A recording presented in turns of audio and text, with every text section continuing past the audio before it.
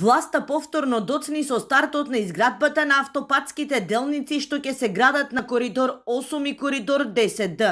Овој пат, како оправдување од ресорното министерство, бараат во постапката за избор на надзор и правен трансакцијски советник за изградба на автопатите на двата коридора, што ќе ги гради американско-турскиот конзорциум Бехтел Јенка.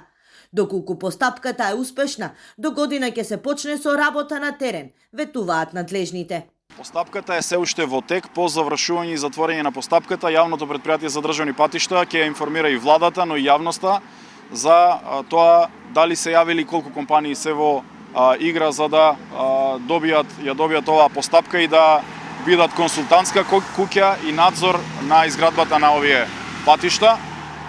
Доколку оваа постапка биде успешна, тогаш ќе се влезе во фаза на преговори помеѓу таа консултантска куќа и компанијата Бехтел. Претходниот тендер за избор на надзор пропадна откако хрватската фирма која беше избрана не поднесе банкарска гаранција.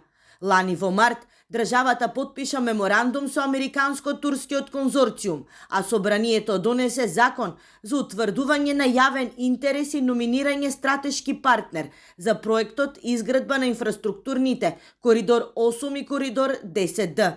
Тогаш антикорупцијска оцени дека со овој закон се ограничува конкуренцијата, бидејќи не се предвидува тендерска постапка, а власта пак уверуваше дека овој модел ќе ги даде најбрзите и најоптимални резултати во изградбата на патната инфраструктура. Според правичните најави, градежните активности требаше да започнат пролетта што измина.